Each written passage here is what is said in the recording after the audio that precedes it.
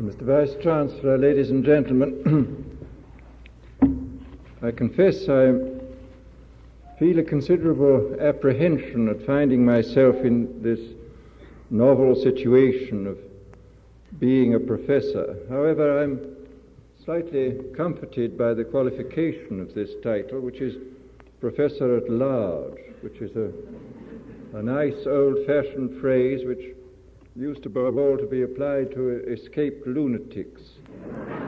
One used to be told if one walked near an asylum, be careful, there are lunatics at large. And another thing which comforts me is this, that although, as we all know, a little learning is a dangerous thing, we can also say that a great deal of learning, which now especially means a great deal of highly specialized learning, a great deal of learning is also a dangerous thing, and maybe sometimes even more dangerous than a little learning. Indeed, this has become one of the major problems of higher education now, is how to reconcile the claims of much learning, which is essentially specialized learning, with the claims of little learning, which is the wider but shallower approach to human problems in general. And this, of course, is by no means a modern problem. I can quote a rather interesting example in this field from the case of my grandfather, T.H. Huxley, who was a man who was never happy unless he was doing about 3 or 4 whole-time jobs at once. And among his whole-time jobs in the 1870s was the creation of modern English education. He worked a great deal on the elementary education and secondary education in London, and he did a great deal too to turn London University into a modern university, that is to say, into a university with a high degree of specialization in its various fields. But the interesting thing is that before he died, a few years before he died, in the early 90s, he was already deeply preoccupied with the problem of excessive specialization. And about 3 years before he died, he actually worked out a plan for trying to coordinate the various specialized departments in the University of London so as to create some kind of integrated education. Well, I need hardly say the plan was never put into effect, and the problem of integrated education remains exactly as it was. It's a problem which concerns everybody in the field, and a number of attempts have been made, of course, to solve it. Most of the attempts don't seem to be entirely satisfactory. There is the attempt of simply adding pieces of humanistic information to the specialized scientific information. There is the attempt to coordinate science and the humanities by means of a historical approach to the subject, which has certain merits, but I don't think is completely satisfactory. And there is the rather closely related attempt to use what is called the 100 Great Books to do the same thing. Again, I don't think it's altogether satisfactory. My own feeling is that an ideal integrated education calls for an approach to the subject in terms of the fundamental human problems. If we start with these fundamental human problems, for example, such as who are we? What is the nature of human nature? How should we be related to the planet on which we live? How are we to live together satisfactorily? How are we to develop our individual potentialities? What is the relationship between nature and nurture?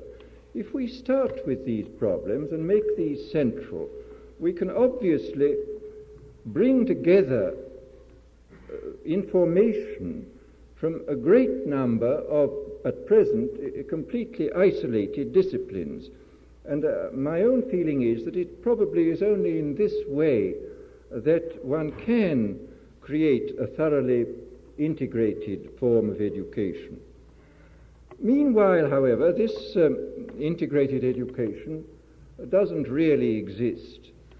And here I think may be found the reason why a person like myself, who has only a little learning, who may indeed has what may be called a kind of encyclopedic ignorance in many fields, why he may be of use in an institution of higher specialized learning like this. The man of letters can, I think, perform a valuable function in the world at present by bringing together a great many subjects, by showing the relationships between them. It's a question of building bridges, and it's interesting, the word bridge builder or pontifex exists in Latin. It was the name of the College of Priests in Rome, and the head of the college was called the Pontifex Maximus. Actually, the etymology, the pontifex, is probably a false etymology. Almost certainly the original meaning of the word was not pontifex but puntifex, which in an old pre-Latin language, the Oscan language, means the maker of propitiatory sacrifices. But and the Romans translated this into their own language as pontifex, the maker of bridges. And this is actually a very interesting and satisfactory word, because it's a word which in the religious context means that you make a bridge between earth and heaven, between the material and the spiritual, the human and the divine. And the whole idea of the pontifex, the bridge builder, I think is a very profitable one which we can make use of and meditate over and chew upon in a very useful way. Now, the function of the literary man, it seems to me, in our present context, is precisely to be a bridge builder, to make bridges between art and science, between objectively observed fact and immediate experience, between morals and scientific appraisals. There are all kinds of bridges to be built. And this is precisely what I shall try to do in the course of these lectures. Now, there are great problems facing the man of letters who tries to build bridges. It's interesting to go back into the history of literature and to see that this problem was considered quite carefully by Wordsworth at the end of the 18th century. In the preface to the Lyrical Ballads, Wordsworth has a very interesting passage where he says that the remotest discoveries of the chemist, the botanist, the mineralogist will become a subject matter for the poet no less suitable than any other subject matter at such time, on condition that these subjects become interesting to human beings at large and can be considered in the context of what they do for human beings as enjoying and suffering creatures. Well, this, of course, is profoundly true. It is, if the facts of science are to become incorporated into art, they must in some way become something more than mere facts, and the scientific theories must become something more than mere abstractions and generalizations. They must in some way come to be facts of direct experience, facts which mean something, facts which have an emotional content. And here we are up against really a kind of vicious circle, for it's quite clear that we, on the one hand, the facts of science cannot become suitable material for poetry and literary art in general, until they have become emotionally tinged and involve us as persons. On the other hand, it is also clear that it's very unlikely that they will become so emotionally tinged and involved in the general feeling tone of humanity until they have been expressed in artistic form, because the function of the artist is to make available for the rest of the community large areas of value and meaning. People become aware of things. You can say, in a sense, that the emotional and value pattern of people's lives is largely created by the artist, who finds the suitable expression and suitable form of words for making what was previously either unknown or else uninteresting to people, known and interesting. So that, as I say, we have this curious, we are on the horns of this dilemma. We need to have the facts of science become tinged with emotion before they can become the material of art, but we need to have them already transformed into the material of art before they can become fully valuable for us in emotional terms. And I suppose that the only way out of the vicious circle will be through the providential arrival at some time or another of some vast genius who will break through and somehow create for us what we don't already have, the necessary verbal apparatus through which the facts and theories of science can become the fitting material of art. Naturally, we can't foresee how and when such a person will arise, but the wind bloweth where it listeth, and possibly this mysterious bridge builder, this Pontifex Maximus, may someday come into existence. For all we know, he may be, or she may be, on this campus at this present time. I hope he or she is. But for the time being, I am certainly not a Pontifex Maximus, but even a Pontifex Minimus can do something for the time being. As I say, the question really is one of finding a suitable vocabulary in which to deal with these problems. At present, we have a large variety of vocabularies. We have the vocabulary of ordinary speech. We have the vocabulary of literature. We have the of prose literature. We have the heightened vocabulary of poetry. And we have the abstract vocabulary of scientific theory and the absolutely catastrophic vocabulary of textbooks, which I must say, as a man of letters, I find extremely painful.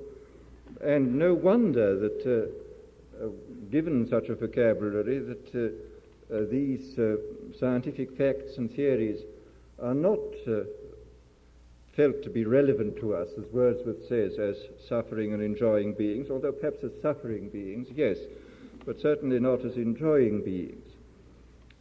And one cannot, of course, overstress this necessity of vocabulary, of words. There's a very interesting and instructive story which concerns the great French painter Degas and the equally great French poet Mallarmé.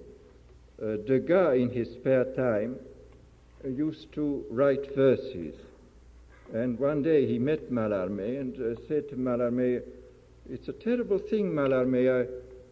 I don't know what happens. I have such wonderful ideas, but when I write them down, the verse is very bad. It isn't poetry." And Mallarmé answered, "My dear Degas, poetry is not made with ideas. It is made with words." And this is the profoundly important fact. I mean, that it is this genius for handling words, of putting the ideas into words which somehow have an X-ray power of penetration, which marks, of course, the great man of letters. And this, as I say, is our major problem at the moment, to find this form of words which must express this coming together of the scientific fact and the scientific theory with our direct experience. In a certain sense, we can say the whole program which we need to fulfill if we are to have an integrated viewpoint, in a sense it is summed up in an extraordinary phrase in Shakespeare, where Hotspur says, for thought's the slave of life, and life's time's fool, and time that makes survey of all the rest must have a stop. This is one of those fantastic things one finds in Shakespeare, where in a line and a half he throws out an entire philosophy and then passes on to something else. But here one sees quite clearly what the basic problem is. Thought's the slave of life, that we cannot think abstractly without being involved as physiological beings, as members of this living community on the planet. And life's time's fool, that the duration, simply the passage of time tends to undermine everything and produce constant change.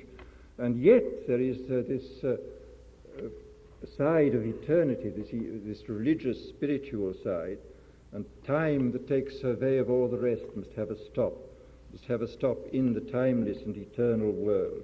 And these are the three worlds, the world of abstractions and concepts, the world of immediate experience, the world of objective observation, and the world of spiritual insight, which require, in any integrated point of view, to be brought together. Well, needless to say, this is a pretty difficult proposition. And we have, as I say, to find this language. For example, let us take a specific case. At present time, how can we attempt to describe, for example, a mystical experience? What we need is some kind of language, which will have to be created for us by a major poet, Pontifex Maximus, some kind of language which will permit us to speak of this profoundly personal experience, both in terms of philosophical concepts and in terms of biochemistry, which after all involves the most elaborate biochemical processes, and in terms of theology. These are three totally separate and unconnected vocabularies, and our problem is somehow to discover a poetical vocabulary, a literary, artistic vocabulary, which shall make it possible for us to pass without any serious jolt from one point of view to the other, from one universe of discourse to the other universe of discourse. Well, when one poses the problem in a specific form such as this, one can see very well that it is excessively difficult, and that we really do require some kind of Shakespeare to solve it for us. Well, I, as I say, shall do my best to go ahead with what I can do with my limited resources now, and to see what can be done in the way of building bridges. Well, now let us change our metaphor a little from that of the engineer to that of domesticity, and speak about a metaphor which I came upon the other day, which I can't remember who invented it, but it is a very expressive one, where somebody was protesting against what he called the celibacy of the intellect. Now, the trouble of all specialized knowledge is that it's a whole organized series of celibacies, that it's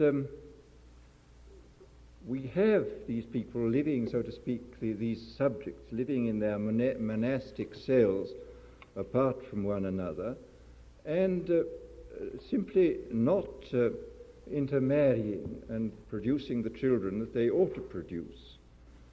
And the problem, it seems to me, is to try and arrange marriages between these various subjects in the hope of producing a valuable progeny. The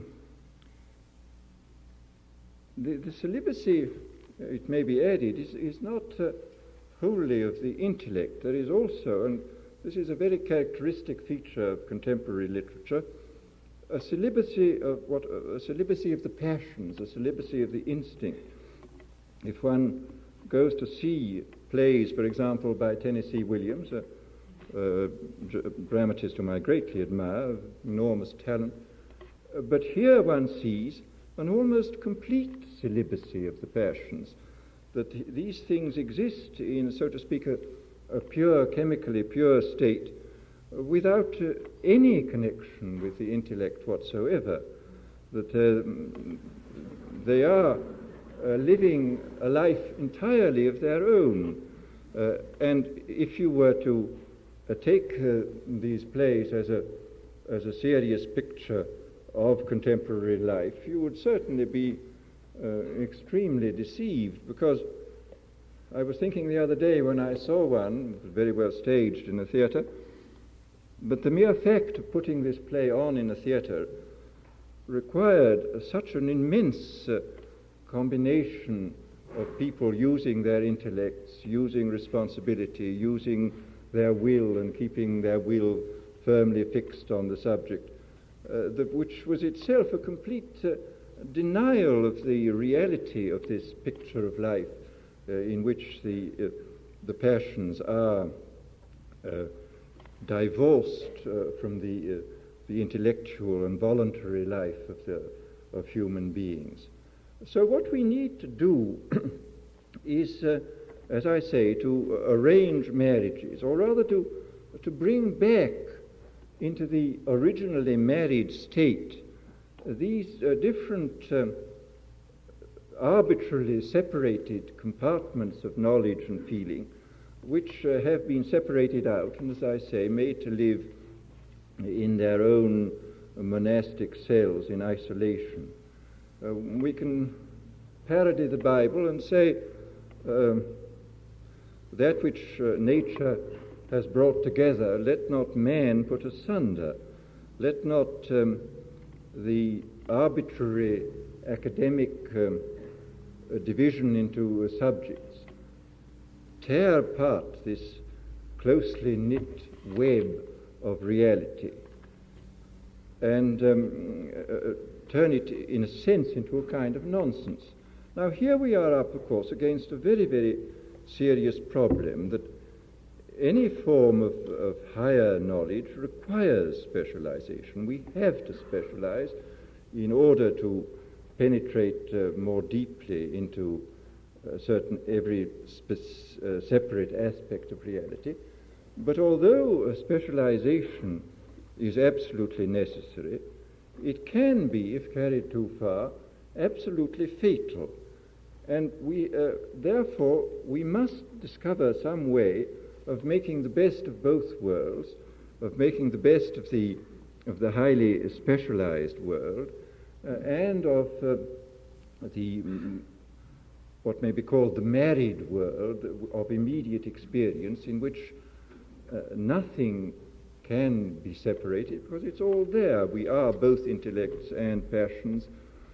Both our minds have objective knowledge of the outer world and subjective experience. And we must, as I say, discover methods for bringing these separate fields together.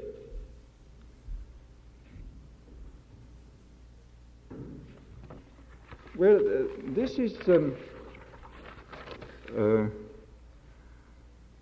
what I shall try to, as I say, to do in this series of lectures, to show the relationship between the world of objective observation and intellectual abstraction and the world of immediate experience. This is the most important, I feel, the most important problem in current education. And I would like to quote here a very beautiful and interesting sentence which occurs in a letter written by my grandfather to Charles Kingsley on the occasion of the death of Huxley's small son, aged 4. Kingsley had written a letter of sympathy, and my grandfather wrote back at great length on the whole problem of immortality and the position of the scientist in the modern world. And in that letter, this very interesting sentence occurs. Science seems to me to teach in the highest and strongest manner the great truth which is embodied in the Christian conception of entire surrender to the will of God. Sit down before fact like a little child and be prepared to give up every preconceived notion, follow humbly wherever and to whatever abysses nature leads, or you shall learn nothing. Well, one sees here that the whole scientific process is intrinsically an ethical process. There is this, I think this is a side to science which is insufficiently stressed at present, that the whole humility of the scientist in the face of fact and observation is a thing of tremendous importance from an ethical point of view. This was seen very clearly as long ago as the time of Francis Bacon, who, though himself not a serious man of science, did lay down a number of general ideas of extreme importance for the development of science in the 17th and 18th centuries. What Bacon was chiefly hostile to was the philosophy, above all the scholastic philosophy and even the Greek philosophy which underlay the scholastic philosophy, which presumed to make statements about the universe without taking the trouble to observe what the facts really were. He was hostile, as I say, intensely to the scholastics, and even, I think, in a rather unjust way, he was exceedingly hostile both to Plato and even to Aristotle, who, after all, was a rather important scientific observer. And there are a number of very remarkable passages in Bacon where he talks about the real wickedness of these philosophers. He speaks of Plato and Aristotle as guilty men.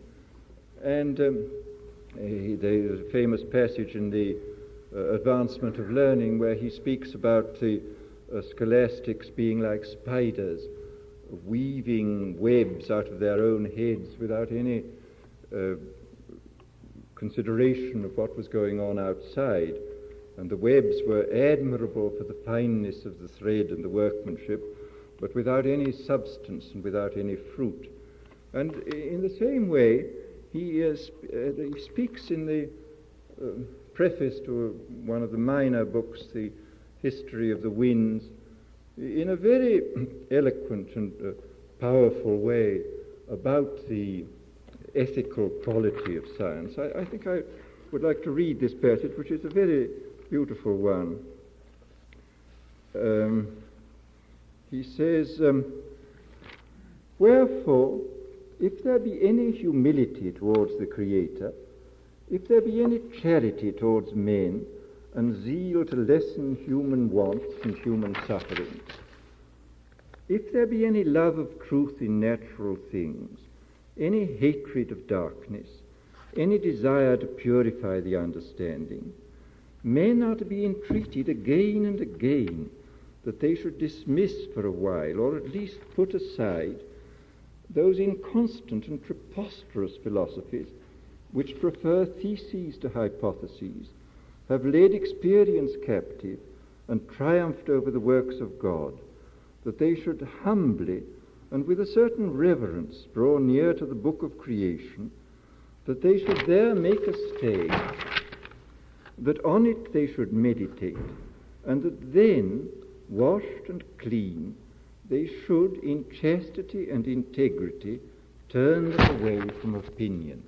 This is a really very splendid passage, and one which should be meditated on, because it is precisely this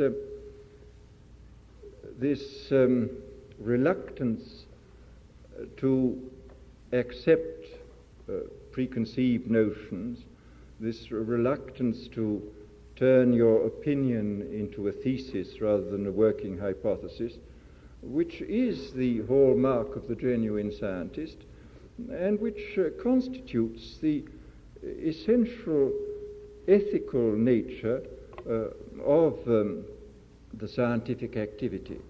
And Bacon, it should be added, felt very strongly that one of the values of science was, of course, in its fruits, that it could do a great deal to lessen human wants and lessen human suffering. Well, as we know, it certainly can do this, but it also can do other things of which we are painfully aware at the present moment. And here again we see another urgent need for bringing together the humanistic and religious on the one hand, and the humanistic, religious, and the ethical on the one hand, and the objectively scientific on the other.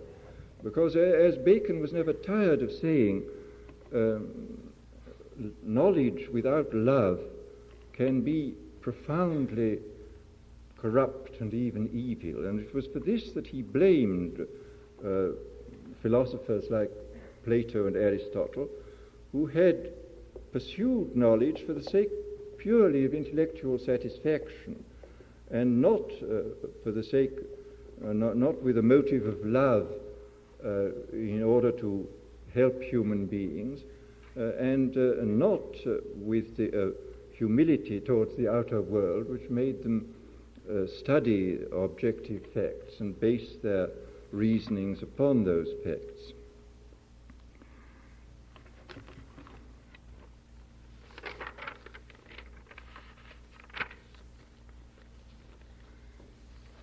At the present time, of course, the shoe is rather on the other foot. The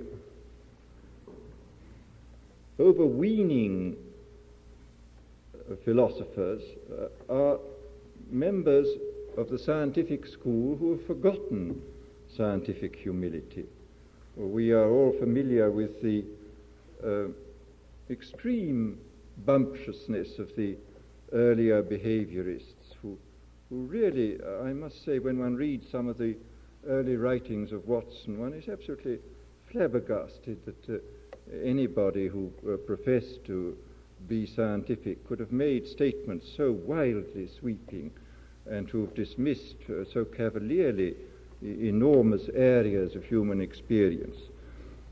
And to these people, certainly Bacon would have brought a reproach that they were A, overweening, and B, lacking in the love which alone can make knowledge precious and valuable.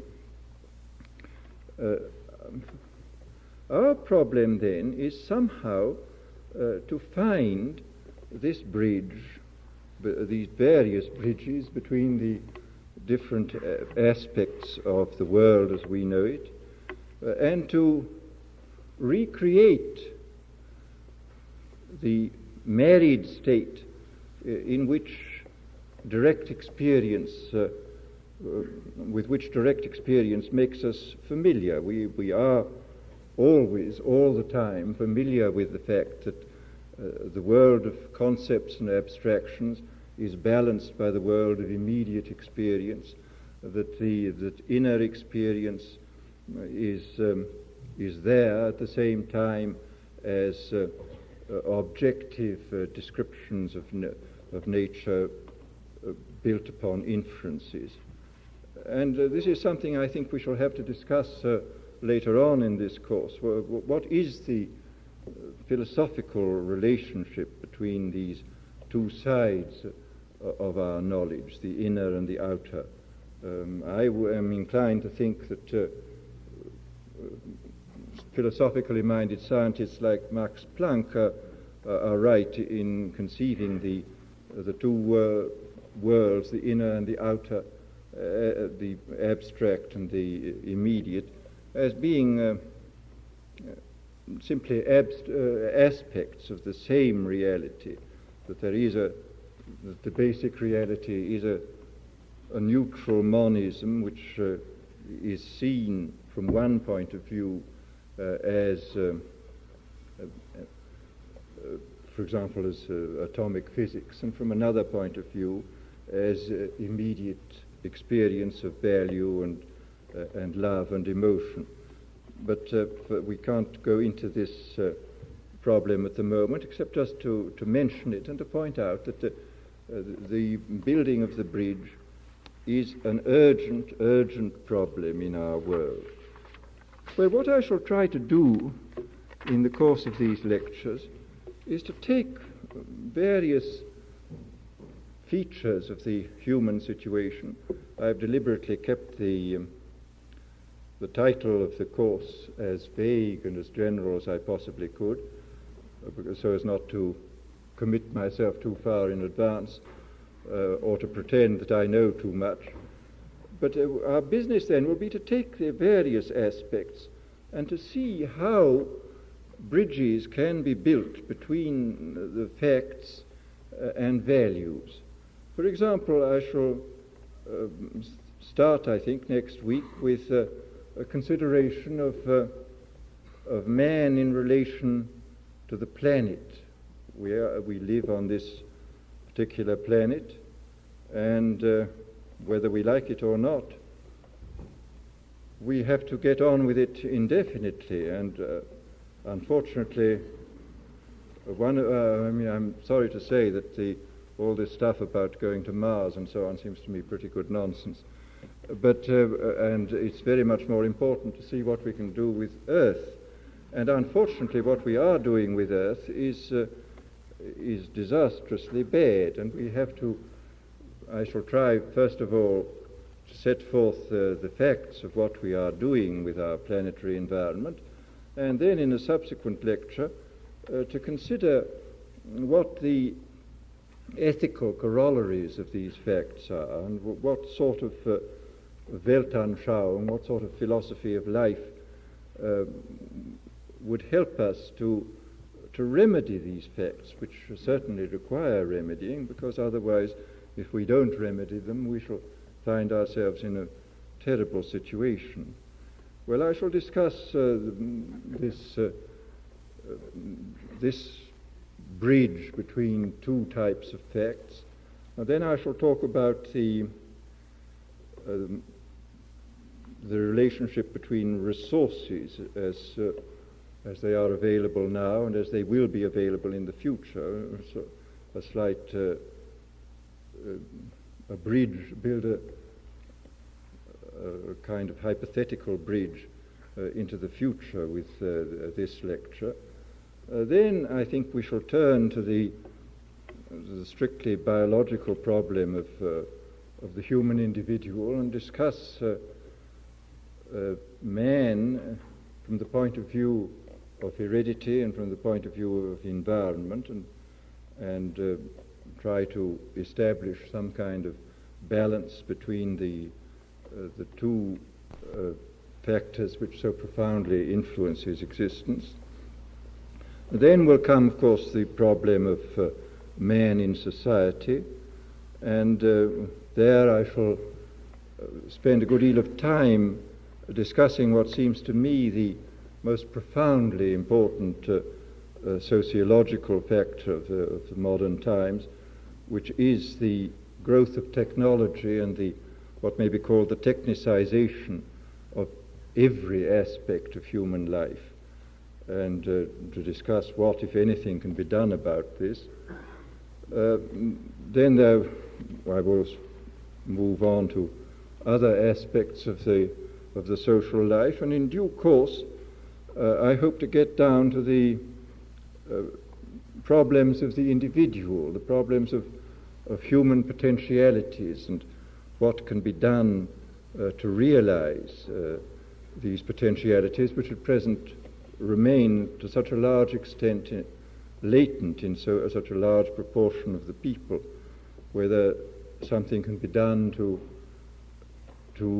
make our efficiency greater than it is, to bring out the potentialities which certainly lie within us. And there will, needless to say, in this field there will have to be discussions of art and problems of creation and insight, and we shall wander very far afield in this search for bridges back and forth. As I say, the more distant parts of this course still remain rather vague to me, but I hope they will clarify themselves as we go along. And by the time we're at the end, we shall have covered a great deal of ground, and I think by that time you will also be extremely bored with what I have to say, but fortunately I shall then quietly disappear.